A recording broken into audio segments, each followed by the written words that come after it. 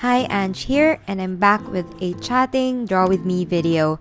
To start this off, I want to ask, how much of a dreamer and realist do you feel you are? I'm in my 30s now, but when I was in my 20s, this is my scale.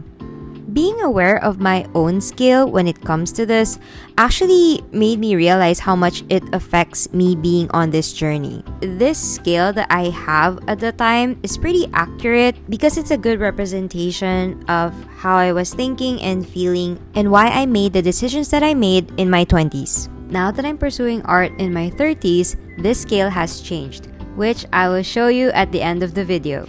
Share in the comments below what your dreams and reality scale is, and you can also share why you feel that that's your scale right now. Whether you're already pursuing art full-time like me, or doing it part-time after work, or building and developing your skills before you take that leap, which brings us to the very first sponsor of this channel, Skillshare. Skillshare is actually my go-to learning platform when it comes to looking for different kinds of classes. First class I ever took there is Gabriel Piccolo's character illustration drawing faces, figures, and clothing. But for this particular drawing that I'll be making, I need to improve on one of my weaknesses, which is color harmony. And I found the perfect class for me to take, which is Mastering Color in Procreate by Sarah Holiday. You'll be seeing in this video how I apply what I'm learning as I'm drawing. As the largest online learning community, Skillshare has tons more to offer, thousands of classes ranging from film, illustration, design, animation, business, and so much more. Best of all, these are taught by industry experts and pros that can help you take your career, skills, hobbies, passions, or side hustles to the next level. If you're not sure where to start, no worries, as Skillshare has designed learning paths to help guide you with classes that will take you from beginner to expert. A good example of learning paths is like this. When I type Procreate, and you'll find suggested classes that are in order of difficulty. I find the last quarter of the year as the best time to explore and find fun new skills that I want to develop in preparation for next year. So if you want to join me in learning, creating, and exploring, then click the link in the description below. The first 500 people to use my link will get a 1-month free trial of Skillshare. Now that we've got the learning part of the journey covered, it's time to talk about the doing. This is my experience and learnings for the past 3 years as a full-time digital artist. 2 months ago was the start of my 4th year, and I'll be honest, it's been difficult, especially September and even right now the beginning of October, and we're already halfway in October.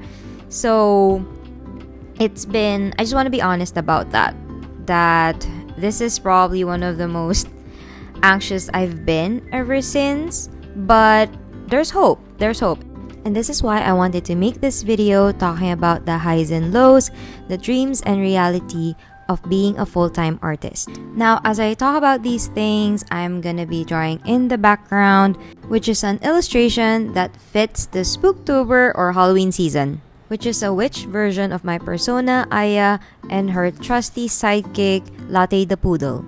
And some elements surrounding the topic that I want to talk about, which if I was a full-time artist that's also a witch, these would be the magic and spells that I would want to learn how to do. And without further delay, the first thing that I want to talk about is monetization. Monetizing our art. Now, the reason why I want to start it off with this one, because this is pretty real. This is grounded. This is based in reality. We need this. This is a tool that we need for living. It's just the reality of it. The dream, though, is making a living off your art, having a stable income, multiple sources of income, so that there will be no worries, less anxiety, and stress in life. Something to take note of, though, is that my experience the past 3 years that I'm going to be sharing is my experience as an artist that makes money off my art and not as a content creator. I know that right now I've gained, or at least I've grew a following in my other platforms and even here in my channel, but I've only recently started gaining a little income from my channel as well as in some other collabs, because my only experience with collaborations are gifted collabs, which is more of an exchange of a reel or a review. The reason why I want to be transparent about that is because there is this thing, especially in YouTube, like successful artists that are being questioned with regards to their earnings as an artist and a content creator. Because if you think about it, those are two separate professions. And there are a lot of great artists that do both and are transparent about it. They do make a lot of additional income from sponsorships, collabs, and other opportunities. And I don't think there's anything wrong with that. In fact, it's actually a smart additional income stream. And as we all know, it's better to have multiple sources of income. Which is why I want to say thank you so much, because my channel actually got monetized at the end of August, and it's one of my hopeful goals this year that in a way, I didn't really expect it, but I still hope we'd get there. So thank you so much, because you made it happen, and I'm really looking forward to growing this channel with you. Now let's go back to the topic of monetizing your art.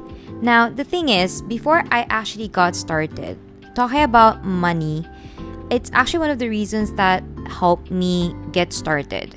And what I mean by that is that I had money saved up from my job that I got laid off of, and it gave me the courage, and I knew that I would be less anxious about money if I do have some saved up, since I'm embarking on this new journey or path as an artist, and I'm not entirely sure yet where I'm gonna get my income from. This is where I want to emphasize on the importance of market research. Because on my first month as a full-time artist, I focused on research, and I started with commissions. Since it is one of the things that I've been told, according to some fellow artists, that it is the quickest in a way that you get paid.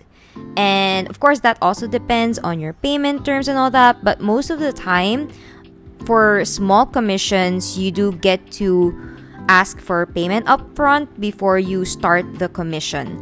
For commissions, the dream would be to have a stable amount of commissions per month, or have a long-term, high-paying commission project. Now, realistically, in order for me to get started on this, the research that I did focused on the necessary tools that I need before I open up commissions, which is make a commission sheet, set my pricing, create a Google form, and of course, create my terms of service. The best way to go about this is to research with artists that are doing commissions that you yourself would want to also make.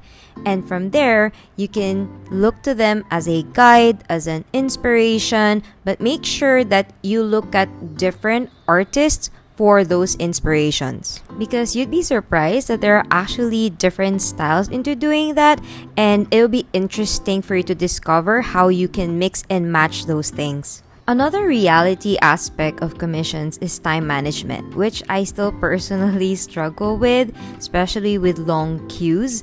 And there's just this room for overestimating your capabilities. Like, for example, how long it'll take you to finish a specific commission. I've done that quite a lot of times. It's just really hard to predict. So one of the things that you can try, that I personally do, is observe how long it takes me to create specific commissions. A good example is my YCH commissions versus custom illustrations, which generally take me longer because YCH already has a set base that I can follow and start off from. The next reality bit is that it can be competitive depending on the kind of commissions you want to create. But I also believe that there's room for all of us out there, because we are unique in our own way. We have our own way of drawing, our different styles, even our different ideas. Which is why on this part, I highly encourage you to have your own idea notebook. Put everything, every random thought or funny idea that you can think of, just write it down so that you don't forget it, because believe me, that'll help you in the future in case you run out of ideas, which I don't really experience because I have my idea notebook. Another advice that I suddenly remembered is interest check. I learned this through my emote commissions, and I discovered it in Twitter because other artists do it in order to make sure that an idea is actually generating interest. I've always felt that this is like the pre-order version for commissions before you finalize the idea and release it to the public. Now, the next income stream that I considered focusing next is digital shop.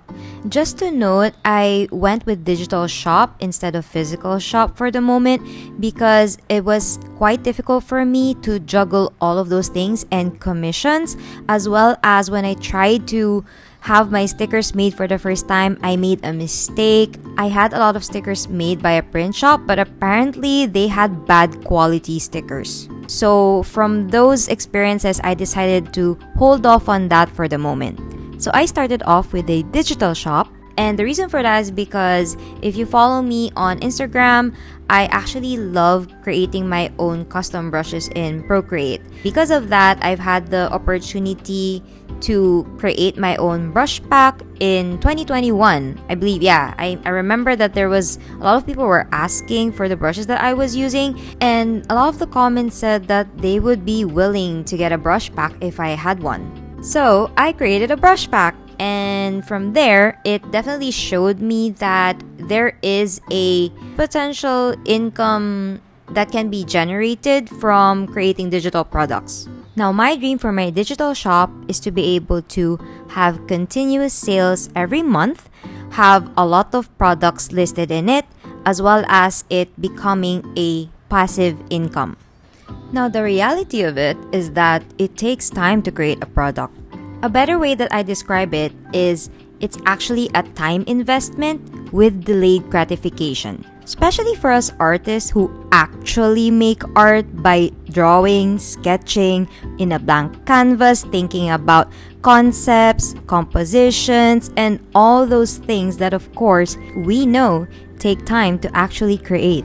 As commissions is what I would consider an active source of income, this one, a digital shop, it's something that can potentially become passive. But I don't like the way passive is being portrayed by some online as if it's easier than active, because in my opinion, there's a lot of risks that goes into creating a digital shop or even a product itself, because when you're creating them, there's no instant guarantee that it's gonna sell a lot. And since it is a time investment, you are putting in hours of work that in a way you could be putting like in commissions where it's more guaranteed.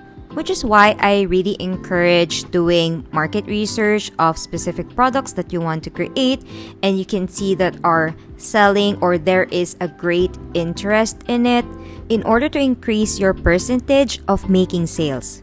One of the things that actually motivate me in adding more listings to my digital shop is the fact that I can convert those into physical products once I'm ready to create physical merch. Which is why the emotes that you see in my shop, they're actually print ready. I draw them in high quality. Now that I've shared my current sources of income, yes, you heard me right. I only have 2 sources of income. Well, of course, content creation is new, so I will put that in there. But for art, I only earn from commissions and my digital shop. The reason for this is that these 2 things take time to build, and I want to make sure that I create a solid foundation for these 2 so that when I take it slow with them and venture off and do something new, I can still come back and rely on them. For commission, I want to be able to create a name for myself, like commission projects with games, brands, books, and even with fellow content creators. And for the digital shop, add more products to my shop. And the truth is, I actually have so many ideas for both that it's really just about me organizing my time in creating them. So it's already taking a lot of my time to do those 2 things, but I think in the long run, they're gonna be worth the time I put into building them. One of the most important aspects that I've learned in doing commissions and digital shop is the reality of the importance of marketing, which is why it's time for us to talk about the next topic, social media. Social media. Okay, let's just say here's the perfect way to describe my relationship with social media.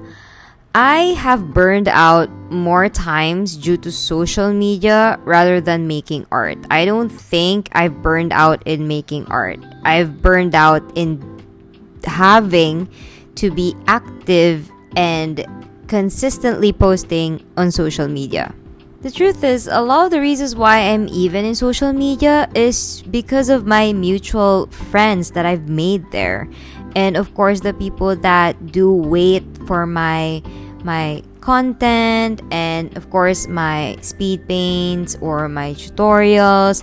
Those are the people that I go back to social media for. But in terms of like the platform itself and all that, yeah, takes a lot. Let's talk about my dreams when I'm in social media. Of course, the great reach, and specifically reaching the right people. Second is making connections and meaningful connections, of course, as well as also a learning experience for each other, inspiring one another. I think those are the aspects that, in a way, you would want to be absorbing. Finally, and probably the most important for us artists, is that we feel that posting is worth the time that it takes away from us that we could be using to draw and create instead. Realistically though, we do need it. Social media is essential and important to us for marketing, networking, because it brings opportunities. Yeah, despite my feelings towards social media, I have to say it is necessary. It is necessary to be in it. Now, for those artists that do say that you don't need social media to be a full-time artist, they have grounds to say that, but only because the examples that they give are industry experts. They've already made a name for themselves in the industry long before social media was even a thing. So in a way, they were able to develop their skills and their expertise in illustration or even animation that do get them projects without the need for social media. Unfortunately, for artists that don't really have any mark or name in the industry, like me when I got started, that's not gonna work for me. No one knows who I am, and I don't exist technically. Like as an artist, I'm not gonna be seen.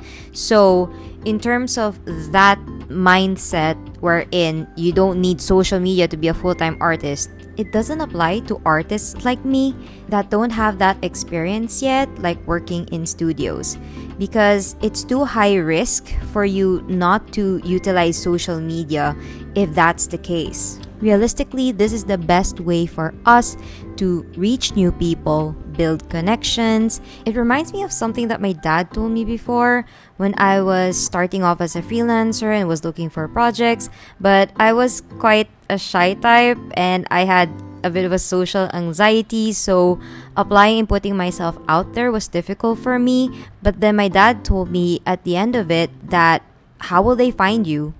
How will they know that you're here, that you're looking, that you're available, and that you can do the thing that they're looking for someone to do?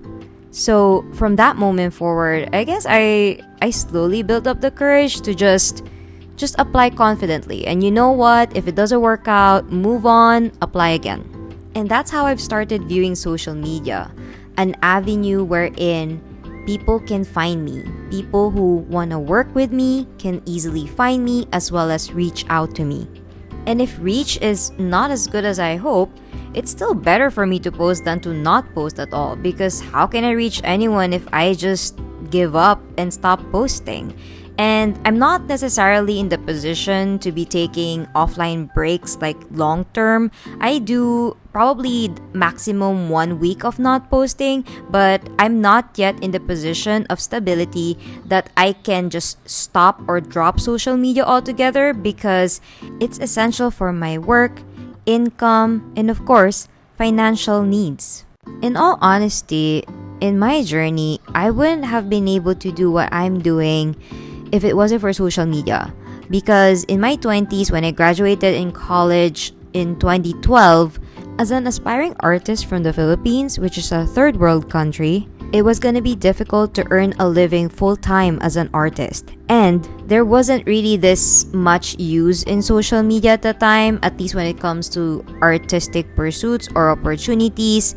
And that's one of the reasons why, in a way, I couldn't really imagine myself pursuing it, because I wasn't really certain how to market myself or even put myself out there. I know that Instagram was a thing already then because my account was made in 2012, but it wasn't really utilized yet the way it's being used now. So yes, in a way, it's a shift. It's a big shift that led me to believe that it's possible for me to pursue art full-time, because the clients that I've had the amazing opportunity to work with wouldn't have even found me if it wasn't for social media.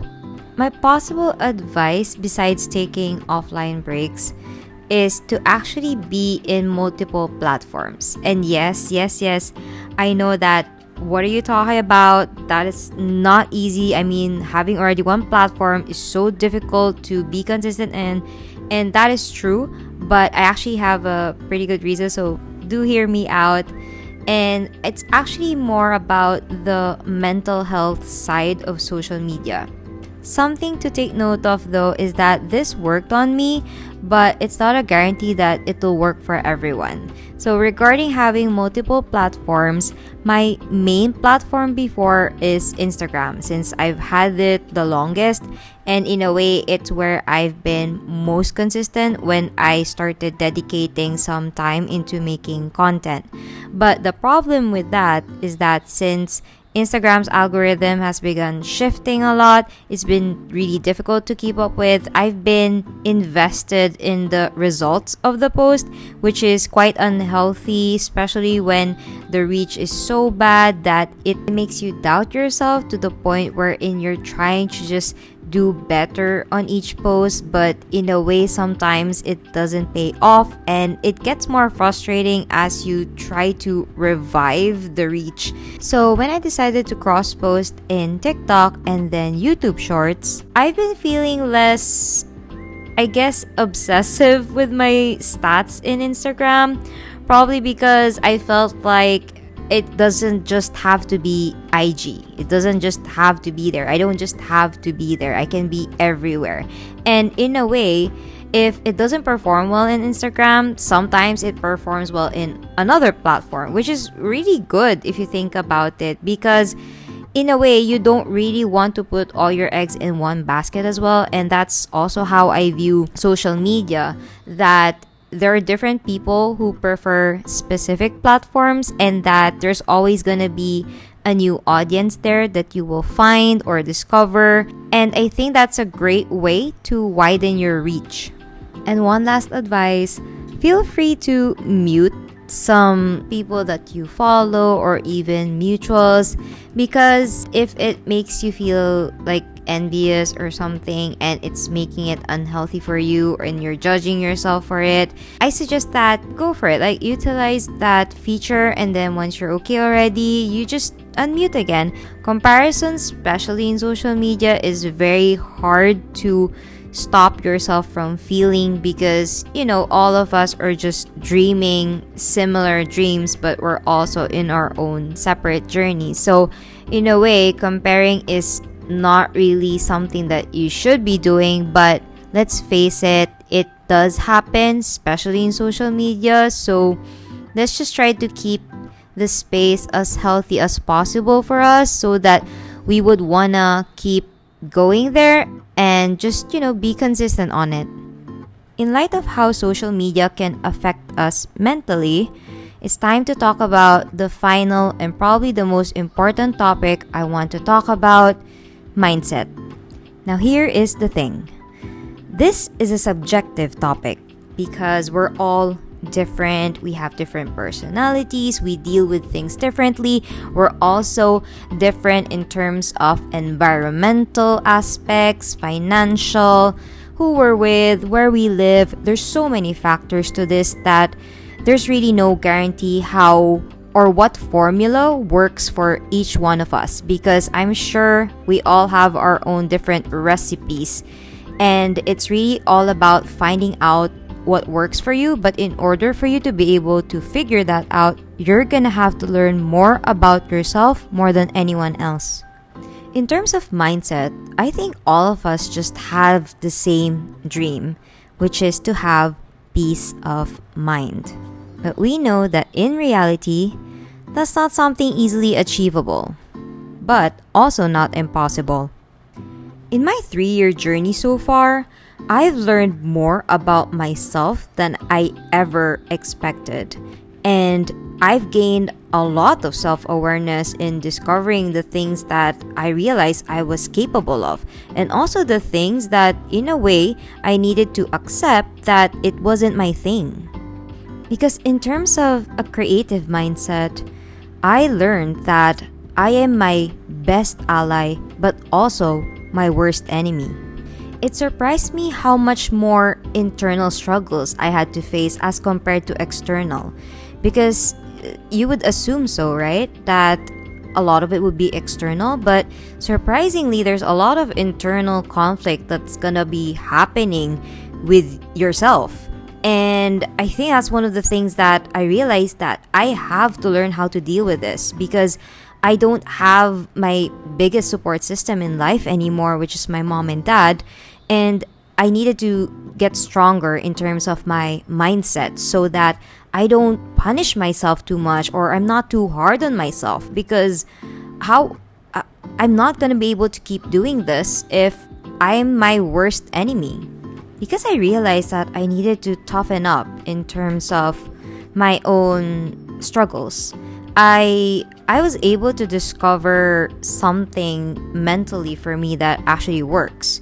And call it coping or whatever, but it doesn't matter. If it works, it works. And if it makes it healthy for you, then go for it. Why does it matter if people think that you're just coping? I mean, we need a way to cope.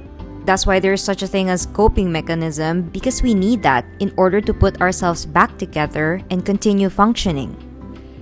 Now, some of the stuff that helped me create a strong mindset, I'm gonna start it off with probably the top and most effective for me, which is my faith. You see, I actually grew up in a religious family, but admittedly, when I was little, I wasn't really a deep praying type of kid, and it went quite too long into my adulthood until I lost my parents. And from there, everything changed for me. It shifted. My faith definitely strengthened because it reminded me of my parents as well, and I wanted to create just as strong of a relationship with God as they did, which is why every single morning I take the time to pray, talk to Him, release and vent everything that I need to get out of my chest. In a way, it's meditative for me as well, and reflective, and it gives me the space to clear my mind. The next one is taking breaks, and I mean this in the physical sense, because I actually noticed that when I get less sleep, or I don't eat as much as I should be, I don't have as much energy, I'm actually more moody, less likely to be motivated to work. So all those things, you really need to allow yourself rest. So when my body tells me that it needs sleep, I let it sleep. As we're talking about bodies, then you know that I'm gonna have to say exercise. Yes, we need this, especially our work is pretty sedentary. We're seated a lot when we're drawing, so I'm not gonna elaborate on it anymore. We just need this for a healthier body.